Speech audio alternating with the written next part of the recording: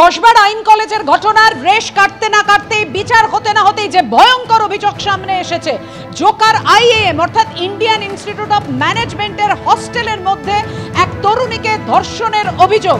আজকে যে আলিপুর আদালতে তাকে পেশ করা হলো, যে ছবি আপনারা দেখতে পাচ্ছেন, আজকে কোর্টে কি হলো সেই তথ্য আপনাদের সামনে রাখবো। আমাদের প্রতিনিধি অনির্বাণ বিশ্বাস রয়েছেন আমাদের সঙ্গে। অনির্বাণ,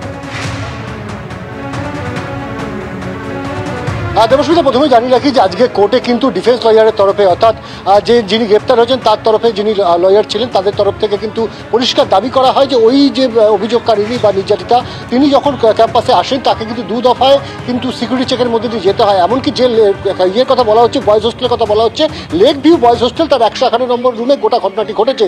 সেই হোস্টেলে ঢুকতে গেলেও কিন্তু ওয়ার্ডেনের পারমিশন প্রয়োজন, ফলত সবটাই একটা কনসেন্টের বেসিসে হয়েছে। এমনটাই কিন্তু আজকে ডিফেন্স লয়ার অর্থাৎ অভিযুক্তের পক্ষের আইনজীবী তিনি কিন্তু দাবি করেছেন, এবং পরবর্তী সময় মেয়েটির মনে হয়েছে যে অভিযোগ করার দরকার, তাই অভিযোগ করেছেন এবং তার ভিত্তিতে গ্রেপ্তার হয়েছে। গোটা বিষয়টা একটা ফিশি, এমনটাই কিন্তু দাবি করছেন অভিযুক্তের আইনজীবী, এবং তিনি কিন্তু প্রশ্ন তুলেছেন যে সময়সীমা দেওয়া হচ্ছে, অর্থাৎ সকাল 12:15 থেকে 8:35 এই সময়ের পর্যন্ত কিন্তু ক্যাম্পাসে ছিলেন ওই নির্যাতিতা। তারপর 8:35 তিনি কিভাবে পৌঁছে গেলেন হরিদেবপুর থানায়, এই নিয়ে কিন্তু প্রশ্ন তুলেছেন ডিফেন্সের লয়ার। অন্যদিকে পাশাপাশি তারা এটা প্রশ্ন তুলছেন, তোমার কাছ থেকে এখান থেকেই জানতে চাইবো পুলিশের তরফে কি বলা হলো।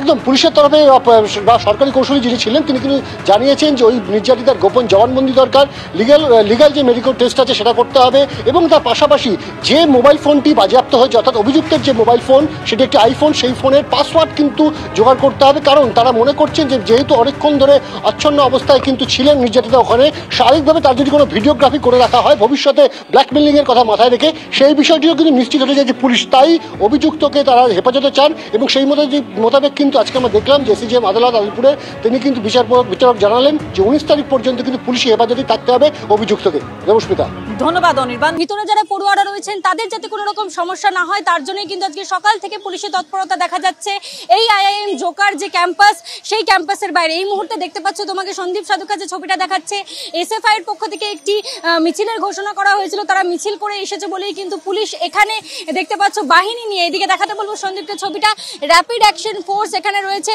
এবং তারা কিন্তু তৎপরতার সঙ্গে এখানে কাজ করছে কোনো রকম যাতে বিশৃঙ্খলার সৃষ্টি না হয়। অন্যদিকে দেখতে পাচ্ছ যে রাস্তার দুই দিকেই কিন্তু ব্যারিকেড এনে রাখা হয়েছে কোনো রকম বিশৃঙ্খলা যাতে সৃষ্টি না হয়। অন্যদিকে কলেজের একেবারে ক্যাম্পাসের সামনে দুটি প্রিজন ভ্যান রাখা, তার বাইরে একদম গার্ডরেল দিয়ে সম্পূর্ণ এলাকাটি ঘিরে রাখা হয়েছে। কলেজের ভিতরে ঢোকার আগে যে রাস্তা, সেই রাস্তায় দুটি বেষ্টনী তৈরি করা হয়েছে গার্ডরেল দিয়ে, যাতে কোনো রকম ভাবে বাইরের থেকে কেউ ভিতরে প্রবেশ করতে না পারেন। কোনো রকম পলিটিক্যাল পার্টির কোনো অ্যাজিটেশন যেন এই কলেজের সামনে আর না হয়। কারণ সকালবেলা যে ছবিটা দেখেছো, কংগ্রেসের প্রতিনিধি দলরা এসে কিন্তু এখানে বিক্ষোভ প্রদর্শন করেছিলেন। তারা কিন্তু এই জোকা এএমএ যে ক্যাম্পাস, সেই ক্যাম্পাসের বাইরে এসে বিক্ষোভ প্রদর্শন করেছিলেন, বসে অবস্থান শুরু করেছিলেন।